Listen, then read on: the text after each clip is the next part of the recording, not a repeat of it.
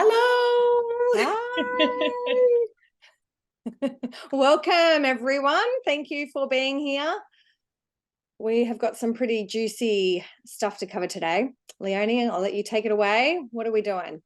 Well, we're going to re-record the seminar that we held as part of the Brisbane Photography Festival this year. So this was the first year that Brisbane held a photography festival, and we were very grateful to be asked to run this masterclass at the local TAFE, so the local photography school. And we had a lot of people ask if there would be a recording. So we are recording the masterclass. It might be a little bit different if you were there on the day, because we do just sort of make it up as we go along, pulling from our experience, our many, many years of experience in the business. But yeah, we're just going to share our secrets of running a successful photography business with you today from all of our years of knowledge, and we hope you get a lot out of it. Thanks, Leoni. Yeah, it was a great fun being at the auditorium and just speaking in front of everybody and having such a great time. So we were excited to bring this to you today.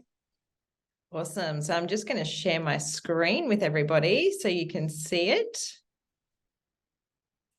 Okay. Oops. There we go.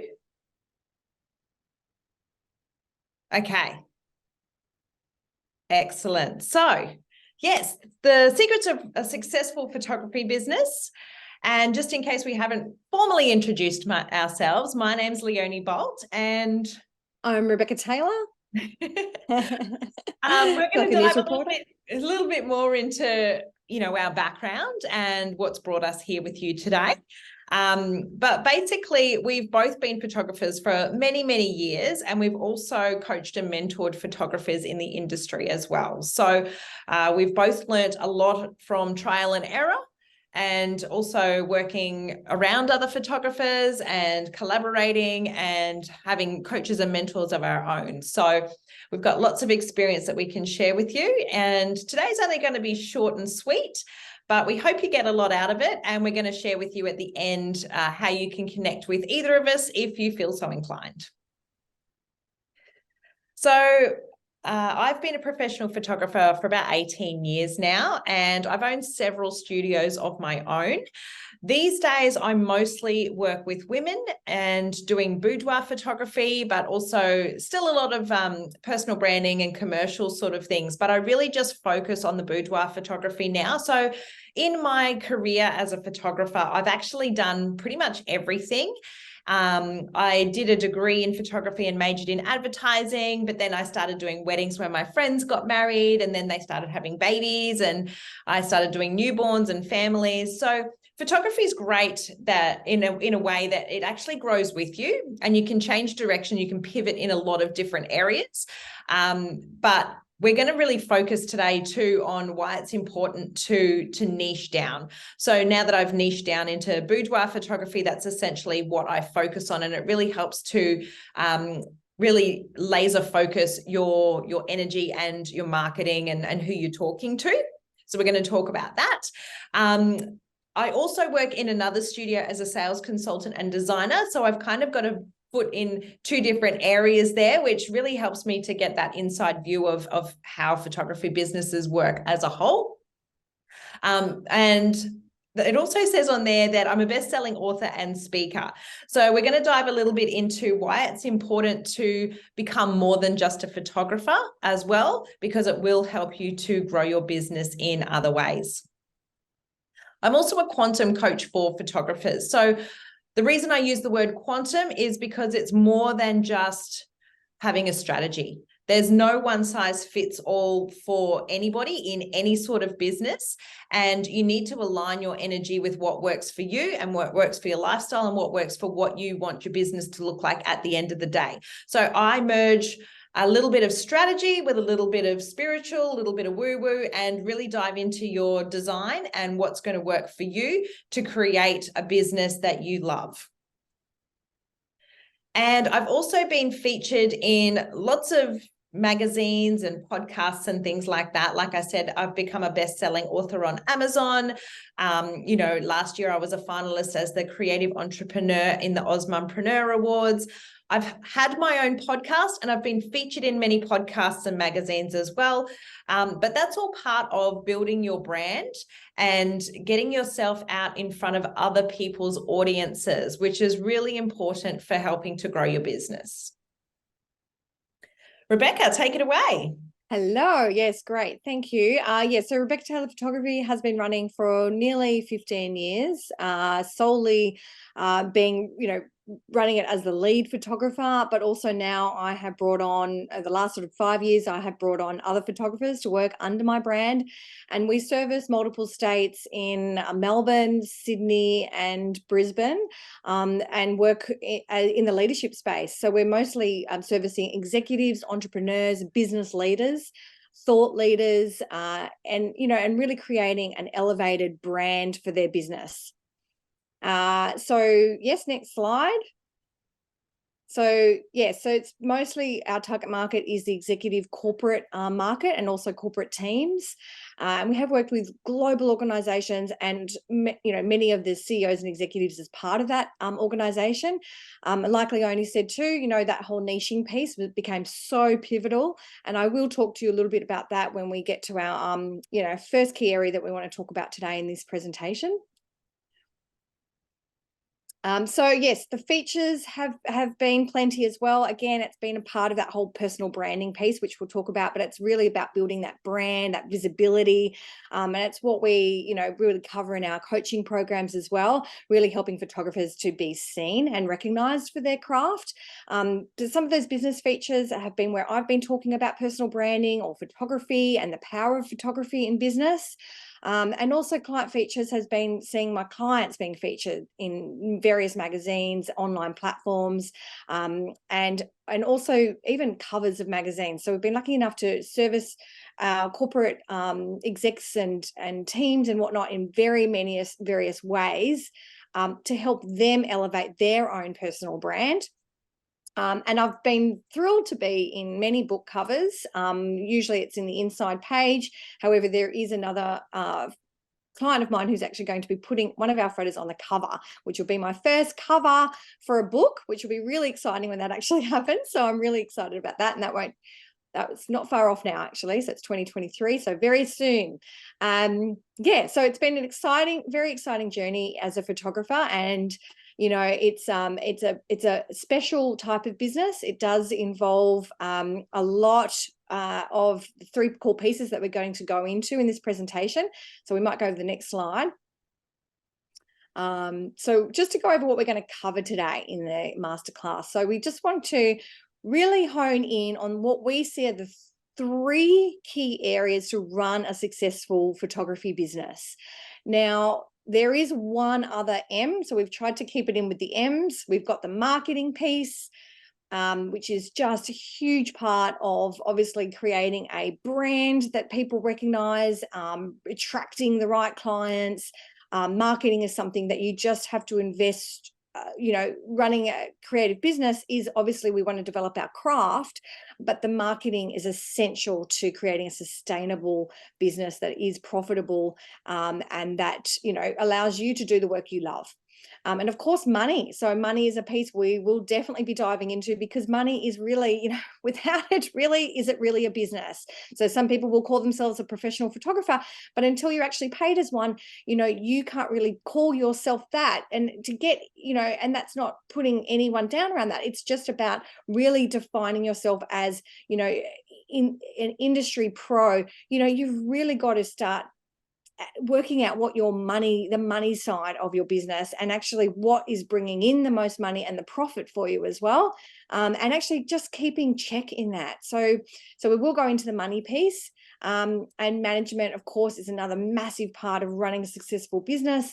But the other big M will be tied into this whole masterclass, but is the piece around mindset, because mindset is actually where really, what would you say, Leoni? I think mindset is probably one of the biggest pieces that Absolutely.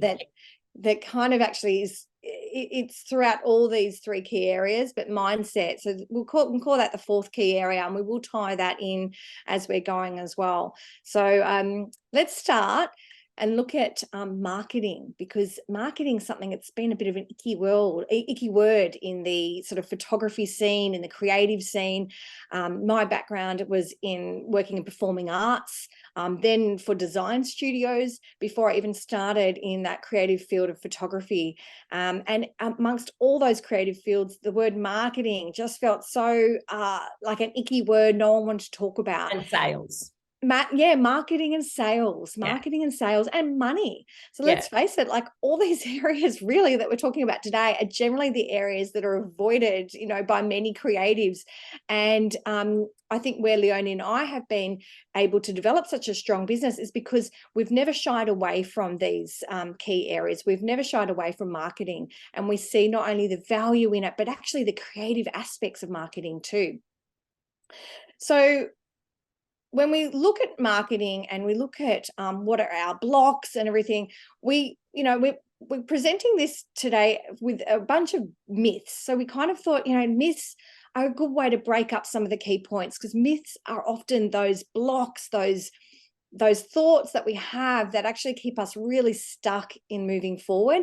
So a myth, when we think about marketing, one of the myths, a common myth, is I need to serve as many people as possible so that I can maximize reach and client base. And if you are new to starting your own photography business, I'm sure that you've had this, thought as well, where you think really you want to try and maximize, your reach. So you will say yes to every opportunity that comes your way.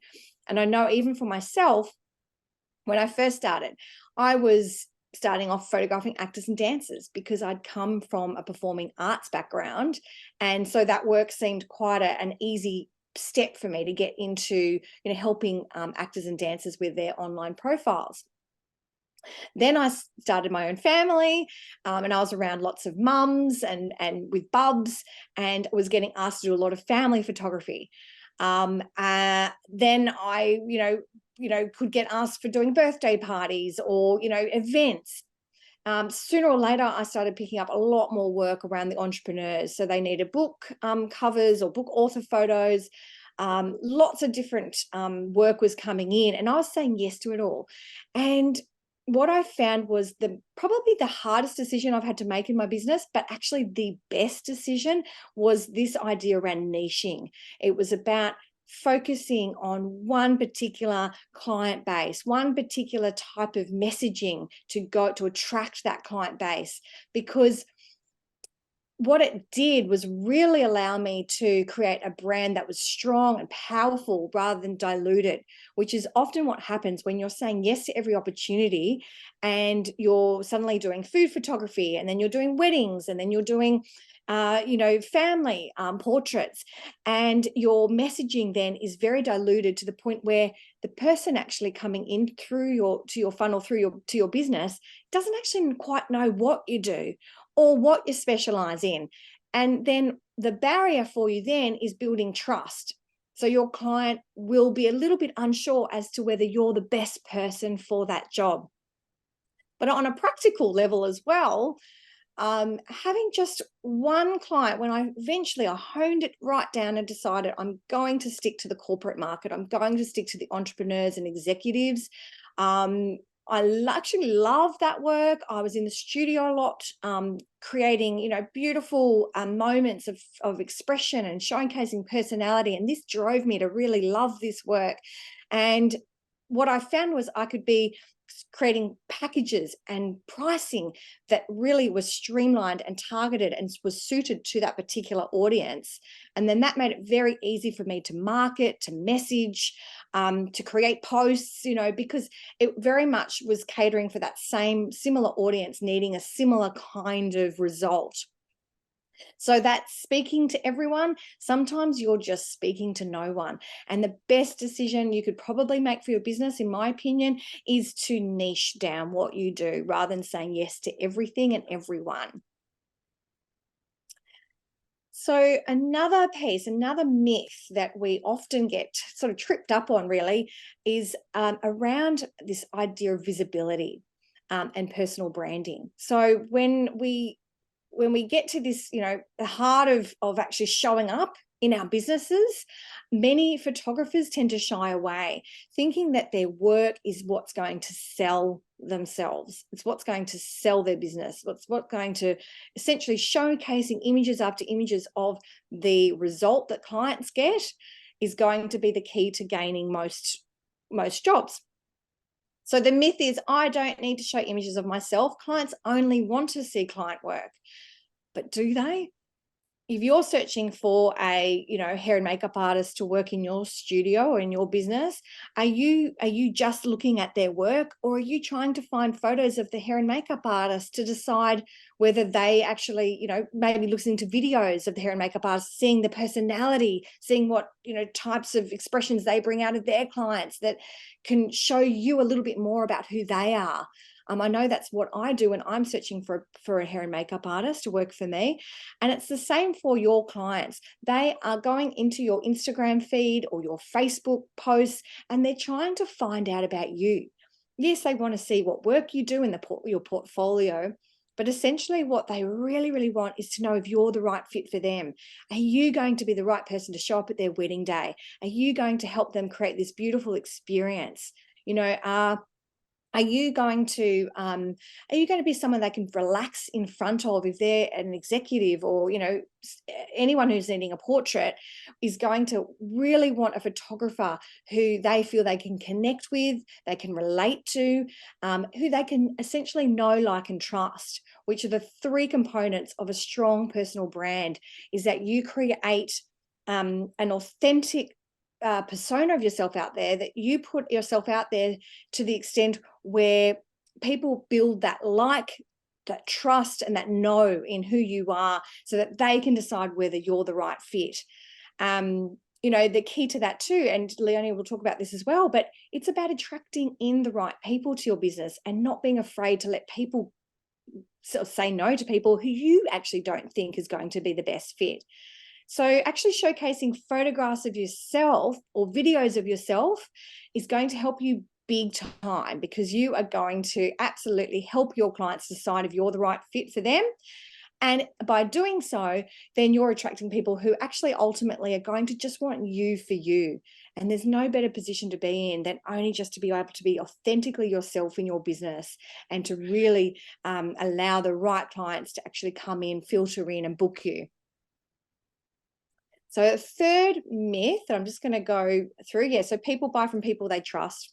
The third myth is about winning awards. As much as it is great in the personal branding space to allow you to be seen, allow yourself to get the recognition you deserve, allow you to become known for something, by being featured in magazines, by winning awards, by showing up in that way, will build the credibility piece. But it's something that I have probably only really invested the time and energy into probably in the last few years, really. Whereas prior to that, I was earning enough money in my business, and I really didn't need to be focusing my attention away from that, away from serving my clients, into, building that recognition at that time anyway. So, in order to be respected, in order to be, to build that business and to make money as a pro photographer, you don't need to be the award winner, featured in 100 magazines to actually win the job. And there's a lot of award-winning photographers that actually don't make enough money to support themselves. That is a really good point. And really, essentially, if you create, I think this is the next slide, but if you create if you just get so good at your craft and make and invest the time and energy in building your skills and building and developing a style that's unique and a style that stands out, then you're going to attract so many clients that way anyway, and they're going to be spreading the word out about you. So you're going to attract a lot of referrals, and so that in itself is going to build your business and bring you income a lot faster sometimes than actually winning these awards or being featured. So, and I know it was a big block for me. It was something that I thought, oh, I'm not really a pro photographer yet because I'm not featured. I don't have awards. So how can I call myself an expert photographer? So it was a big block, something that I had to get over. But what I did do was collect testimonials, and they are an essential piece to any marketing strategy. Show testimonials. Don't be afraid to ask for testimonials, and then show them in your Instagram posts, show them on your website. Filter them through on your homepage. As soon as a client goes to your website, let them see how great an experience you gave to someone, or what, the quality of your work. Let that be known, and that will drive sales, clients, referrals, time after time, way faster than actually what an awards could potentially do. So don't get bogged down and stuck in that myth. Go out there, just do your best work, and honestly, that will serve you at your highest, greatest level. Absolutely. All right, myth number 4, my market is too saturated. Let's be honest, it doesn't matter what you do, the market is saturated. There are a billion photographers in the world. There are a billion hairstylists in the world. There are a billion accountants in the world. It does not matter what your industry is, it is going to be saturated. But your biggest point of difference is you. So if you're showing up for your business and you're being authentic and you're attracting the clients that resonate with you, it doesn't matter if you're appealing to everybody. In fact, it's good to sometimes repel people that you don't want to work with, because you don't want to work with them. If they don't resonate with you, and going back to what Rebecca was saying before, when people are choosing a photographer, they're in a vulnerable space. They're having intimate moments, whether it's a wedding day or whether it's with their family or whether it's for their business. They're actually stripping down the layers of who they are for them to be seen. So they need to really feel a connection with you. And your biggest point of difference is you showing up authentically and just showing who you are as well as your work. Because like what Rebecca was saying, if you hide behind your website and your portfolio, there's a billion other photographers that this person can choose, right? They have to actually find you through those channels. But if you're not showing up as yourself, then they don't actually know who you are, and they don't know that they want to work with you. So you've got to build that know, like, and trust. So even if your market is saturated, your superpower, your unique selling proposition is you. There is only one you. So come back to just showing up as yourself, and you will attract the clients that you want to work with, and ultimately repel people that you don't particularly want to work with either, because sometimes saying no is just as important as saying yes. Myth number 5, I'm not good enough. Now, we all have this limiting belief at some point. In fact, it probably took me 10 years of being a professional photographer before I realized I was actually pretty good at it. But it's one of those limiting beliefs that we come up against. And we all have them, and it could be, you're not good enough. It might be a fear of failure. It might be feeling like you always need that external validation. There's lots of limiting beliefs that come up. But I'm not good enough is one that we refer to as imposter syndrome. And it doesn't matter where you are in your business, you're going to come up against this. So the way to deal with that is just stop comparing yourself to everybody else, stay in your own lane, keep refining your craft, keep getting good at what you're doing, keep building your business, and stop comparing yourself to everybody else, because everybody's at a different point in their journey. Some people are just starting out. Some people have been doing it for 20 years. Some people have a whole team behind them helping them get to where they're going to be. So imposter syndrome is going to show up at every point in your business. And doesn't matter where you are on your journey, whether you're just starting out or whether you're a $10,000 photographer per session, there is going to be clients out there for you. And yes, on your journey, as you get better, clients will fall away because they're not necessarily going to grow with you. It's just like a friendship. And you will find clients that are on that next level of where you're at. So imposter syndrome gets in the way of any business person. And yeah, it's just something that you need to continue to work through. Okay, myth number 6, I just need one key marketing strategy. There is no one thing that's going to work. There's no magic pill, unfortunately. We all wish that there was, but there is no magic pill. It's stacking up lots of different things that work to create a stable foundation for your business. So we were talking about personal branding and how that's really important for your business. So you need to keep getting visible. Now, some of the ways that we can do that is going to networking events, business events, things like that. Speaking in front of those audiences, even if it's just in the beginning, getting up and introducing yourself and what you do. Going to events, being part of events, being on the crew of events, photographing events. Awards, we were talking about awards before, but that is another way of just getting visible. And that's what you need to look at it as. It's just getting in front of other audiences. It's just being recognized in another space. That's not your usual space. That's what it's about. Collaboration. So teeing up with other businesses to work together, whether that's coming up with a promotion together, whether that's doing a styled shoot together, whether that's, cross promoting or doing some sort of exchange. There's lots of different ways that you can do that.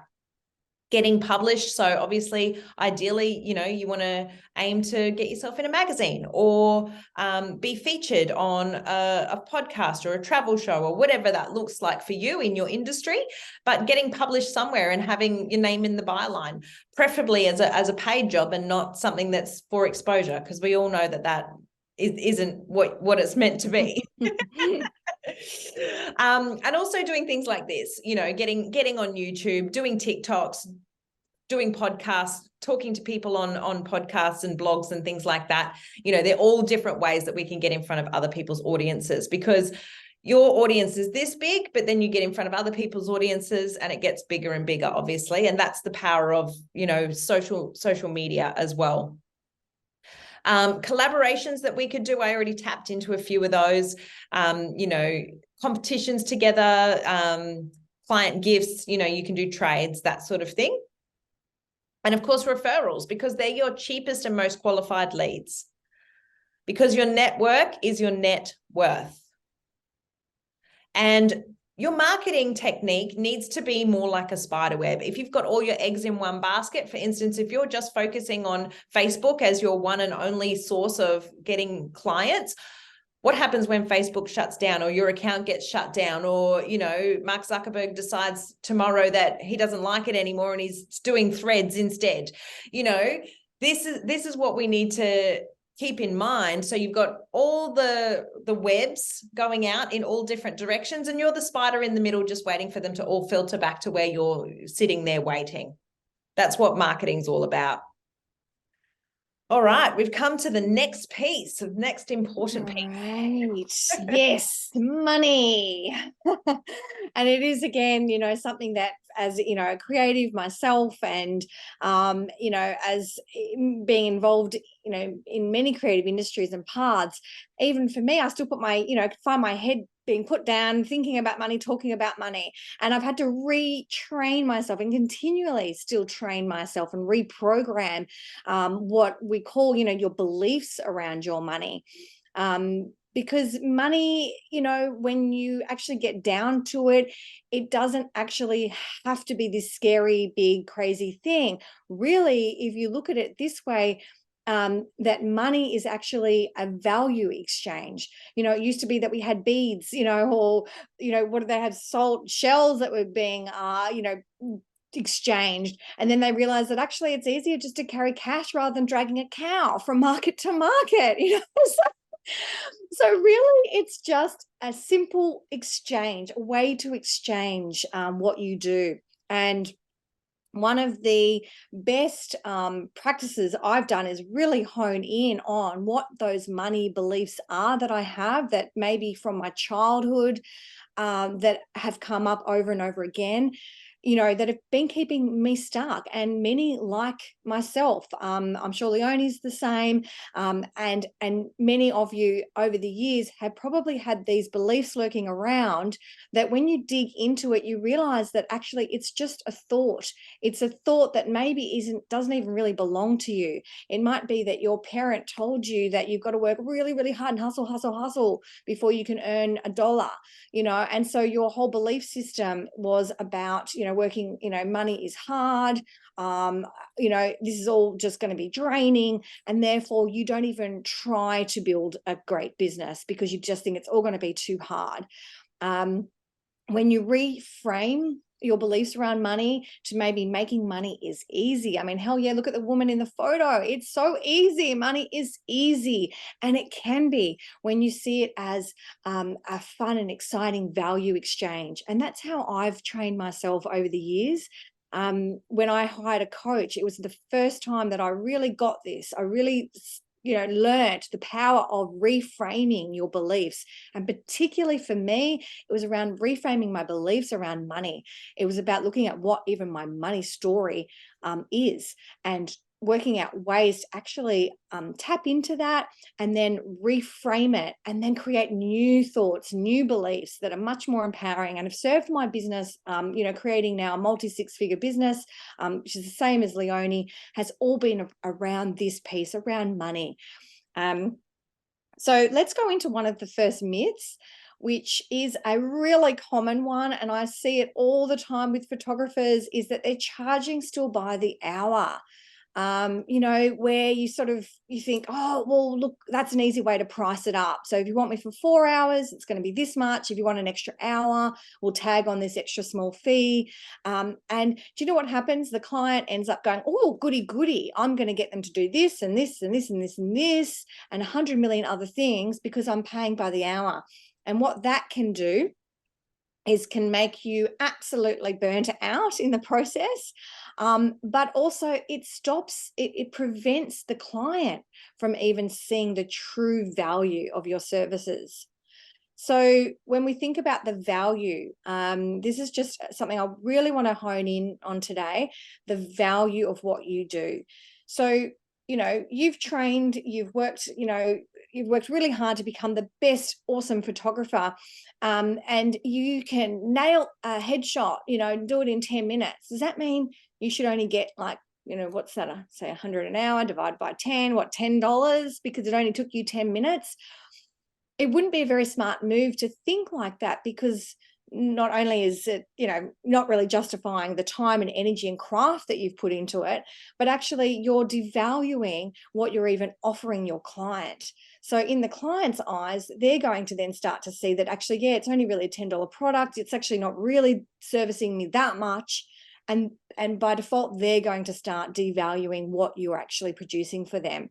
So where you need to flip the switch is, rather than seeing it as a per hour, oh, this only took me 1 hour, see it as what value is that client getting from having you do that photography work for them. So for instance, when I'm working with corporate team and photographing them, I can photograph, 10 clients back to back and create beautiful images. And, if you're charging by hour, I wouldn't be earning that much. But what I'm seeing is that those images are going to be put on their website. They're going to be used in all their marketing. They're going to be used in their LinkedIn profiles. They're going to really create a really polished brand for that company. That's then going to bring in lots of clients to them, loads more traction. They're going to create a really polished, beautiful brand, which is going to probably make them a lot of money. So really the value for them is that's not $100 a photo. That actually could be $300, $400, $500 each image, because times that by how much money they're getting by having that polished brand is what you've got to focus on, not the time that it may have taken you to produce that result. So thinking of the value, and and also too, when you're looking at your being paid per hour, even if even if you were to continue using that strategy, how much are you actually factoring in all the preparation work that you did before the photo shoot? You know, getting your camera ready, getting your lighting gear set up, charging your batteries, getting yourself car parking booked, getting your, you know, learning about the client and you know, consulting with them about what's the overall brand vision or the look or if it's family photography even, you know, what's that, you know, getting a visual inspiration board ready so that you're, you know, on point when you do the photo shoot with them. Are you factoring in all that preparation work? And are you factoring all your post-production work? So when you look at it like that, suddenly that hour strategy actually isn't really that profitable in the long run. So so I think that there's a number of factors when it comes to the pricing, but definitely pricing per hour is something that I would definitely look at and find another way around that and really price with thinking about the value of those wedding photographs, the memories that you create with those beautiful family portraits. So just really tying it back into the value. Yeah, so yeah, value proposition. Okay, yeah, so let's go on to the next slide. So it's the myth, if I charge too much, clients will think I'm too expensive and they won't book. Well, there's two big parts to that for what I see. One is this piece around charging too much. You know, firstly, you can go, well, too much in whose opinion? Whose opinion is that it's too much? What you might find too much and whether you'd pay it or not is kind of none of your business. Your business is actually pricing it to what you think the market might, the market itself might believe it's worth, and even just spending more time researching around that rather than looking at, you know, your own pricing, as in, you know, there's a great saying about we don't price from our own pockets, you know. So what we think personally is too much, I'd never pay that, is not where you should be focusing your attention when you're thinking about, you know, am I charging too much? So Rebecca, how much does an arm and a leg cost? Because I see in the Facebook groups all the time that a photographer that doesn't cost an arm and a leg. How much is an arm and a leg? Yeah. Yeah, to that person. It can be so different to each person. Exactly. And yeah, there's so many parts to that actually. You know, almost a whole presentation around this myth and even just around the money piece in general. But you know, that whole charging too much to who? And you know, and going back to your money story, you know, if you were going back to, you know, looking at what everybody else is doing and you're thinking about, oh, that competitor, they're not charging, you know, they're charging that certain fee, then what you're really doing as well is taking on their own limiting beliefs around money, their own money story, and you're bringing it into your world. And so it actually doesn't serve anyone in the long run. So you've got to stay in your own lane and stay true to you. Look at what your whole the expenses are to run your business, and also the time and effort and energy and also the skill level that you bring, and then play with pricing, play with putting it out there in one way, you know, and then maybe adding in extras after they've booked in with you, or playing, you know, with upselling later on, or playing with raising your prices and then just seeing how that actually goes. So I think we all get caught in this piece around not feeling worthy of raising our prices, and then before you know it, you give it a go and boom, you know, your client books and they don't even blink an eye. And I think it's really important to price yourself where you're uncomfortable and see what happens, because like you said before, you're not pricing yourself for you as the client. We are not our ideal clients. So if you put something out there that you're actually not comfortable with and see what happens, quite often you'll still get booked and paid at that price. And then that'll change your whole money story, because you'll be like, wow, yes, you do value what I have. Yes. Yeah, that's right. And actually, if you bring on that next slide, because it's really about using pricing is a whole strategy piece in itself. If you price yourself too low, you can actually end up cheapening your service, cheapening your value. And, it can actually do you a disservice in the long run. And the product that you provide. So, you think about Gucci and you think about those big labels out there that actually charge an arm and a leg, right? They charge, in this, do they charge a lot? Maybe they're not charging very much, but who am I to judge on that? But generally they are at the premium level when it comes to purchasing handbags and clothing and whatnot. So that premium sort of level is actually what's giving them we're seeing their product as a higher value item as a result. And you know what, when you're charging that price that you feel lit up, that is serving you at your highest level, you're actually going to serve your clients at your highest level as well. You're going to show up lit up. You're going to show up with this fierceness, and you're going to show up really wanting to serve your clients and give them everything, and so as a result, you're going to create a better product. Your client's going to be overwhelmed by how great the services, the experiences, and the product is, and by default, that will ultimately become a premium offering anyway. So pricing is, pricing to value, and pricing so that you're actually attracting in the clients who really value that. They want that premium service too. And if you're coming in and, quoting yourself at this sort of little at pennies, you're going to only attract clients who actually just don't see the value in what you provide. And so you're going to attract clients that probably aren't going to light you up. They're probably going to drain you, and they're just not going to value what you do. So that's going to put you down and your skills down. It's going to, change the way you run your business, and possibly not at your highest level either. And they're always the clients that want more for nothing. They're always the ones asking too much, asking for changes, wanting more of you, wanting more of your time, never wanting to pay you. We want to aim for the clients that say, you know what, why is that so cheap? I don't want that. It sounds too cheap. Yeah, that's right. We want those. And that's, and that's what you get when you value yourself and your work, and you put that out there in that way. Your clients then start to see the value.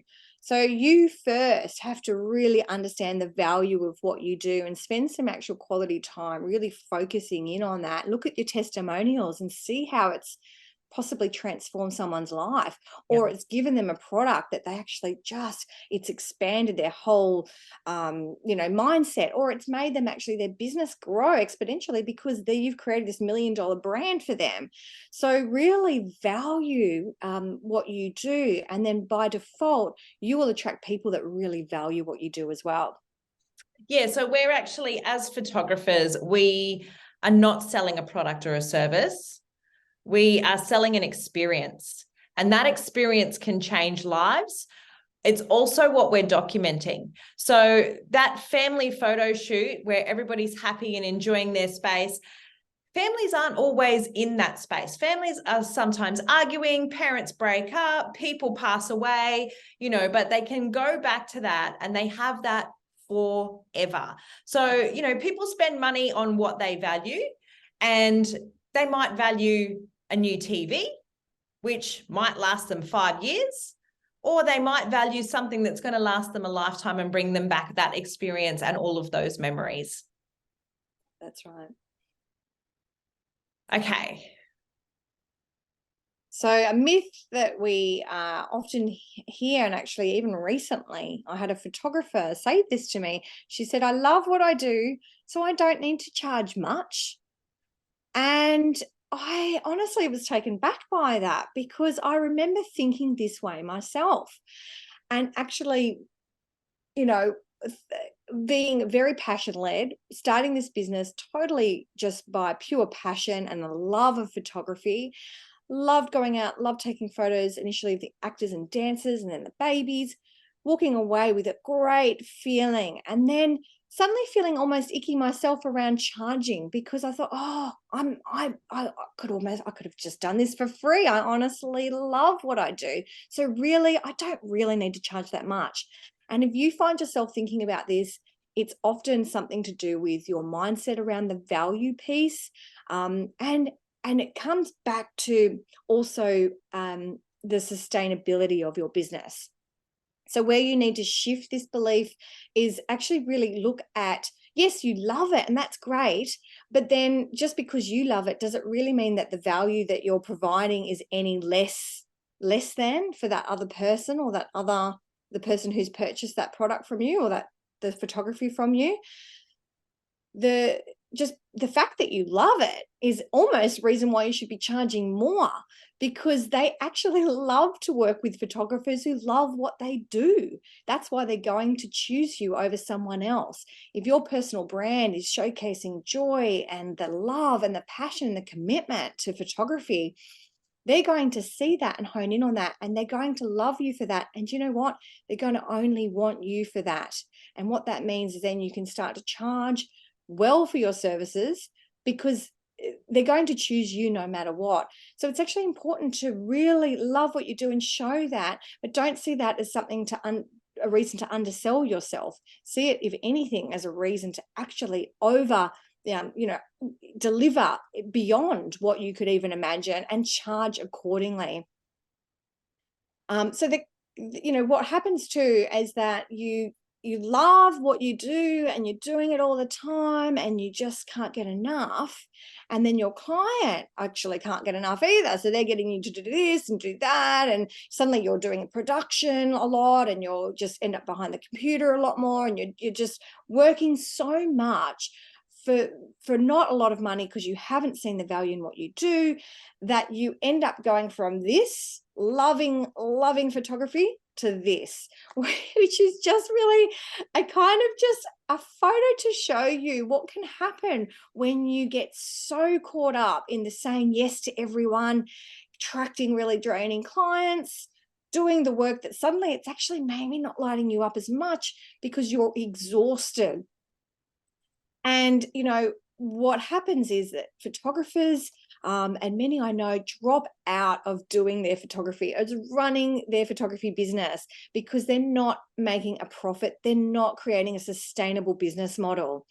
They're not charging what they're worth. They're attracting in clients that don't value what they're offering, and they give up thinking that, oh, you know what, this whole photography thing is just too hard. And it's such a trap that I see over and over again. Many of the people, the photographers who I've coached and mentored over the years, this has been a trap for them. They come to me being so stuck around their business because they've got to this point where they've been overworked and feeling very underpaid. And so something that we go through is really honing in on this value piece, and getting really clear around what your unique proposition is, and then honing in on that so you can create this strong personal brand so that people can see just how good you are, just how much you love what you do, and they're prepared to pay anything to choose you over somebody else. So this is what you've got to remember when you're pricing yourself and when you're thinking about money. Not be like this girl here. Yeah, not be like her. So as creatives, we get stuck in this starving artist mindset. We feel like we can't charge for it because we love what we do, and we're not a CEO, and we're not a surgeon, and we're not someone that we expect to be paid highly, but it doesn't mean our skill set is any less valuable. So we get stuck in this mindset of I can't earn more than. And this comes back to our money story too. It could be I can't earn more than what my parents earned. I know that was part of my money story. Growing up, my parents were both working in like blue collar jobs, sort of middle range incomes. I know growing up, we didn't have a lot, we saved for holidays and we had a lot of secondhand clothes, and mum cut our hair, probably, a little bit tight at times. But I grew up with this really strict money mindset, and my father can be quite a Scrooge even now, and I know I've taken a lot of that with me. I don't like waste. I like to turn the lights off when I leave the room so I'm not wasting electricity. It's not a bad thing, but it's all part of that money story of of lack and scarcity. I know growing up, I always thought, well, I can't earn more than my parents, or I can't earn six figures. But in today's society, six figures is fairly normal. And if you want to actually earn a living, six figures is a good stepping stone. But I know myself, I got to six figures and went, actually, that's still not enough, especially if you're running a business and you have expenses. You kind of want to be able to pay yourself six figures, not just earn six figures. So we're not going to dive into all your expenses. We're going to kind of tap into that a little bit. But, you get into this mindset of I can't earn more than someone who says you can't? There are artists out there that are earning lots and lots of money from their art. There are actors out there that are earning lots and lots of money from being in front of the camera, and sports players and musicians. We all deserve to be paid for our talent. If people like sports people and musicians can make a lot of money from their craft, we can too. Because you need to think like a CEO. Now, how much does a CEO earn? Probably not $20, $30, $40, $50 an hour, right? They're probably going to earn a couple of $100 an hour. And the reason you need to think like a CEO, and we're not going back to how much you should earn an hour, but we're looking at the bigger picture of you are running a business. So you need to think about all of the expenses you have. You need to think about the team that you need to have around you to have the energy that you need to have to work really deeply with your clients. So whether that might be, you have someone helping you with your social media. You might have somebody helping you with your editing and retouching. You might have somebody doing your taxes. You might have an accountant. You might need a lawyer to put together contracts. All of these people, even if you're a parent, you might need a babysitter. You might need a cleaner. Like, all of these people are people that help you to do the job that you need to do and show up fully for your business. You're not going to be a one-man show forever, hopefully, but you need to price yourself in a way that you can afford to take on other people in your business and pay them what they're worth as well. So we were saying before, what was the one we did a minute ago? Yes, the burnt out. Yes. Yeah. So photographers get to a point where they're undercharging and they're doing quantity over quality. So your quality starts to slip, your customer service starts to slip, your time at home with your family starts to get strained. You're working way too many hours than what you should be, and you're getting burnt out and overwhelmed. And like Rebecca said, that's when photographers quit. So you need to look at the bigger picture and understand what you need to bring into your business to help you grow and to help you be the best photographer that you can be.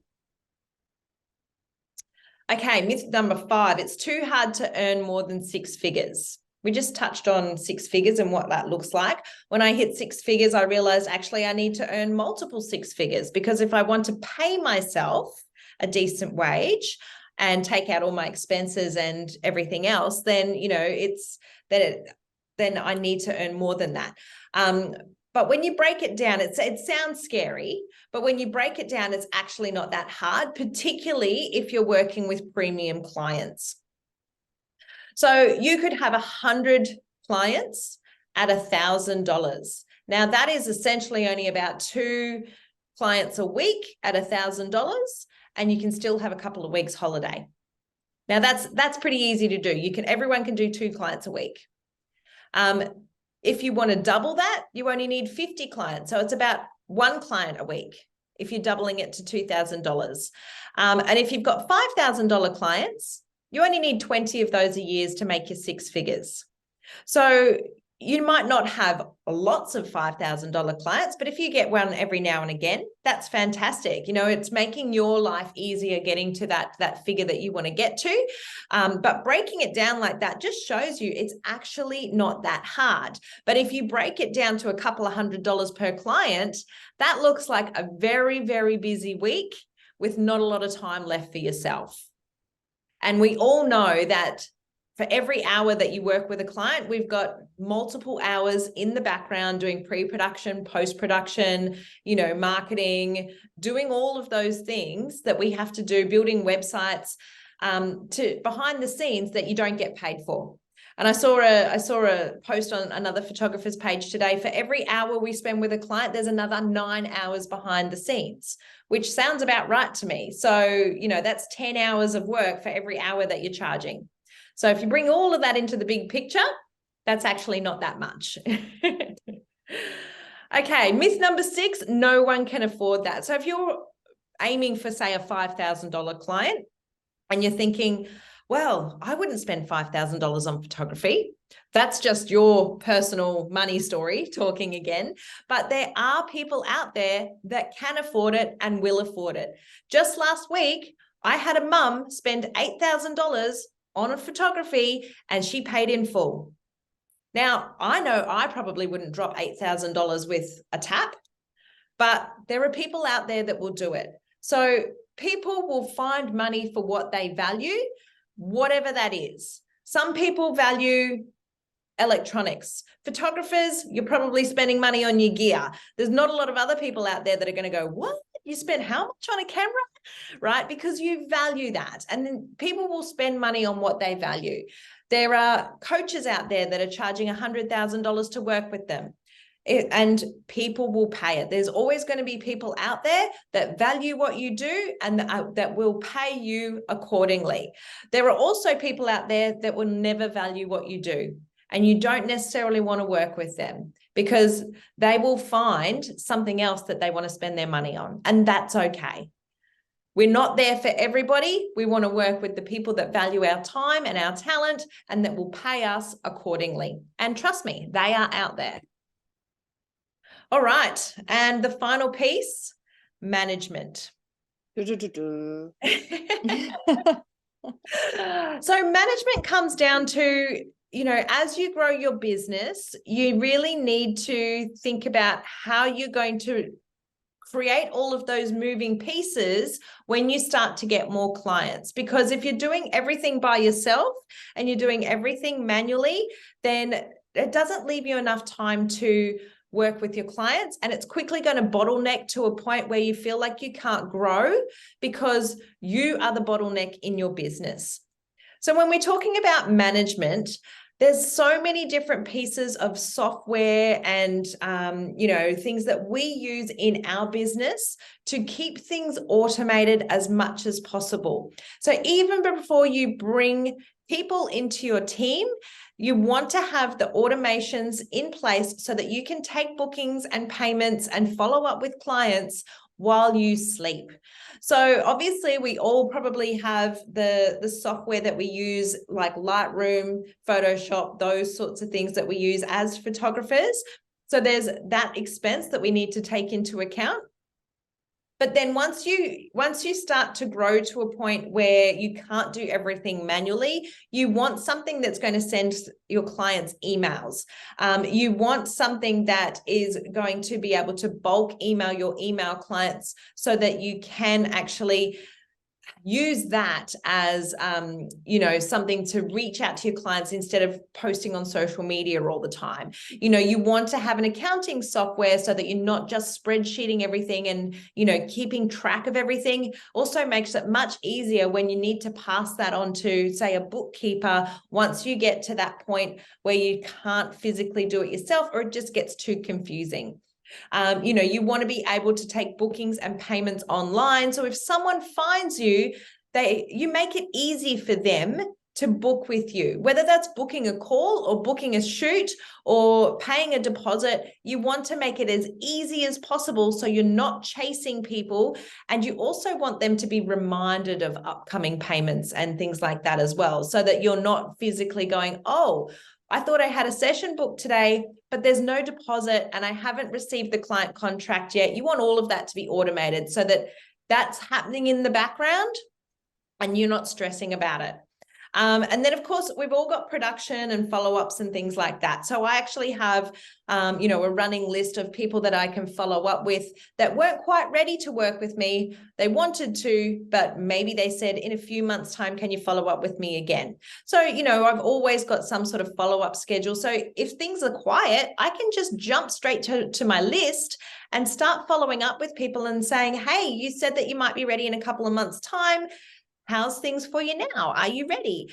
And then there's also the production side of it as well. So if you're doing products, if you're doing albums, if you're doing printing, you're going to have a lot of moving pieces that you need to keep under control. You don't want clients to slip through your fingers so that they're calling you going, hey, where's my stuff? And you're going, I don't know. Have I done that yet? Did that get edited? Have I printed that yet? Is the album getting on its way via courier? So if you lose those missing pieces, that can be a world of hurt, especially if they've paid for it and you haven't been able to produce it. And we all want to keep our clients happy by producing things ahead of when they're expecting it. So always under promise and over deliver.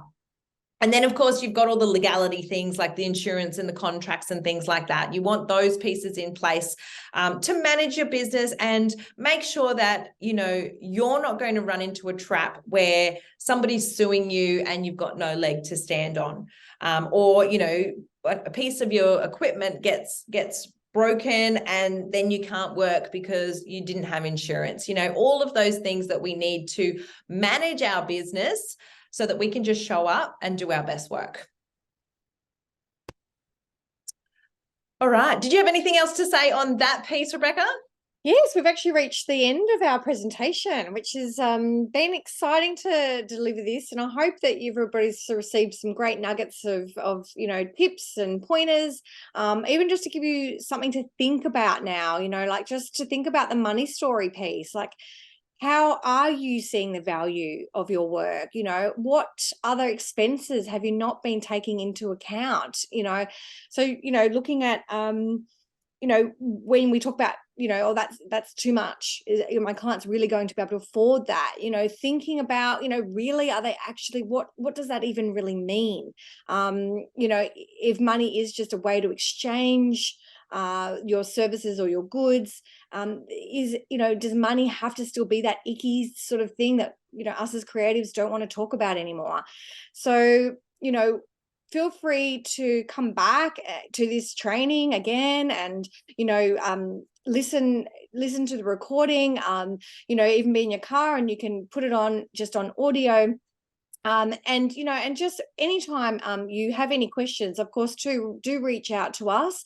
We are going to just share with you now some of the ways that you can connect with us. If you are looking at you would like some more support with your business, your photography business, and would like to be in the community of other photographers. So we'll get into that now as well. So Leoni's going to share with you her ways of connecting. So I've got a few websites there, multiple businesses. So you can also find me at Leoni Confidence Creator, and the Facebook group at the bottom is a Facebook group of professional photographers. So I'd love if you would like to join us to jump in there and keep connecting. But yeah, you can reach out to me on any of the socials. And I'd love to find out a little bit more about you and your business and where you're at, and stay connected with the community, because that's what Rebecca and I are all about. It's community over competition. There's enough clients out there for everybody, and we're all about just building the photography industry up as a whole together and all working together. The QR code here is if you want to book a 15-minute chat with me just to see if, if there's other ways that we can work together. I'm working on a few things at the moment, but there is always the one-to-one option as well. Okay, and yes, if you would like to even be a part of the Pro Photographers Connect network, it is a free job referrals online portal through Facebook. So you can go in there and find that, and then hit the join, and then you'll be let into that group, so that then you can actually ask questions about running your business, or about, you know, we share resources. It is about that community over competition, which we find is a really important piece of us all rising together. And you can certainly reach out via any of those channels below as well. So you can get onto that. Yeah, so if you, Instagram is a great way as well if you want to just connect. I am also always on the lookout for photographers to work under my brand. So if that's even something that you might be interested in, feel free to connect with me, send your portfolio, any links, and you know, we can jump on a call. And definitely would love to see you in the Photographers Connect Australia group.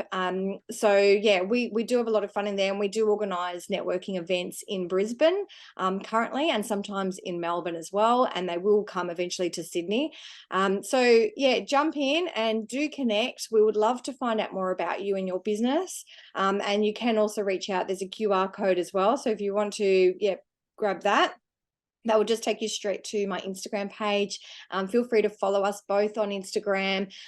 You can see what we get up to, and, you know, would absolutely love to find out more about you as well. So hopefully this presentation, this masterclass, this training has been of benefit to you. I'm sure you're walking away with a big overwhelm probably right now of lots of stuff. But hopefully we have been able to crystallize all the key points for you today. We didn't want to make it too long, but thanks for staying with us. Thanks for being here. Really appreciate your time being here today, and we look forward to meeting you and getting to know your business.